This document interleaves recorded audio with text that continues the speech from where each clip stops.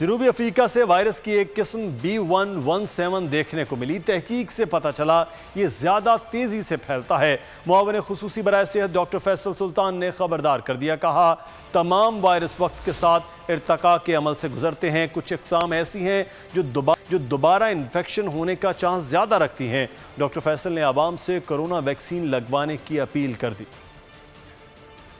Virus वक्त के साथ इर्तका के प्रोसेस के थ्रू गुजरते हैं, यानी एवोल्यूशन के ज़रिए। इसके नतीजे में कुछ नए वेरिएंट्स और नई इकसाम सामने आती रहती हैं। बहुत सारे मुख्तलिफ वेरिएंट्स दुनिया भर में मौजूद हैं। B117 के बारे में जब तहकीक हुई तो पता चला कि ये निस्बतन ज़्यादा तेज़ी से फैलता है। इसी तरह कुछ वायरस वेरिएंट्स की इकसाम ऐसी हैं जो दोबारा इन्फेक्शन होने का चांस ज़रा ज़्यादा रखती हैं।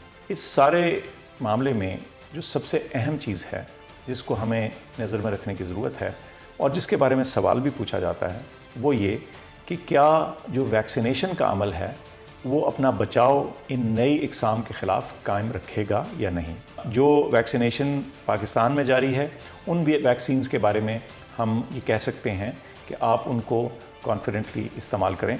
जब आपकी बारी आती है वैक्सीनेशन की तो ज़रूर जाके वैक्सीनेशन लगवाएं, ताकि आप अपने आप को ज़्यादा शदीद, ख़तरनाक और हॉस्पिटलाइजेशन वाली सूरत हाल से बचा सकें।